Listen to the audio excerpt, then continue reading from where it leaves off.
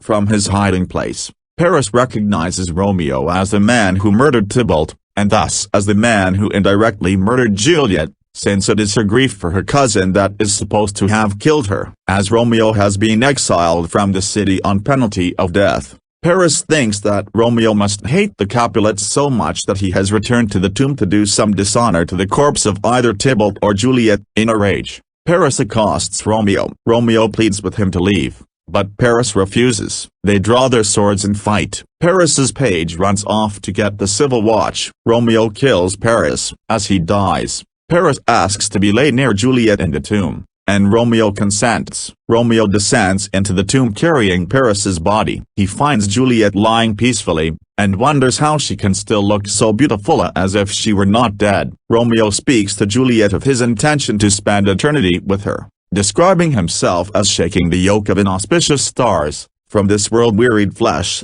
5.3.111a 112. He kisses Juliet, drinks the poison, kisses Juliet again, and dies. Just then, Friar Lawrence enters the churchyard. He encounters Balthasar, who tells him that Romeo is in the tomb. Balthasar says that he fell asleep and dreamed that Romeo fought with and killed someone. Troubled, the friar enters the grave, where he finds Paris's body and then Romeo's. As the friar takes in the bloody scene, Juliet wakes. Juliet asks the friar where her husband is. Hearing a noise that he believes is the coming of the watch, the friar quickly replies that both Romeo and Paris are dead and that she must leave with him. Juliet refuses to leave, and the friar, fearful that the watch is imminent, exits without her. Juliet sees Romeo dead beside her and surmises from the empty vial that he has drunk poison. Hoping she might die by the same poison, Juliet kisses his lips, but to no avail. Hearing the approaching watch,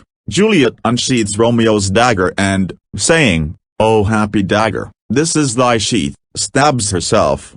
5.3.171. She dies in Romeo's body. Chaos reigns in the churchyard, where Paris's page has brought the watch. The watchmen discover bloodstains near the tomb. They hold Balthasar and Friar Lawrence, who they discovered loitering nearby. The prince and the Capulets enter. Romeo, Juliet, and Paris are discovered in the tomb. Montague arrives, declaring that Lady Montague has died of grief for Romeo's exile. The prince shows Montague his son's body. Upon the prince's request, Friar Lawrence briefly tells the story of Romeo and Juliet's secret marriage and its consequences. Balthasar gives the prince the letter Romeo had previously written to his father. The prince says that it confirms the friar's story. He scolds the Capulets and Montagues, calling the tragedy a consequence of their feud and reminding them that he has lost two close kinsmen, Mercutio and Paris. Capulet and Montague clasp hands and agree to put their vendetta behind them. Montague says that he will build a golden statue of Juliet,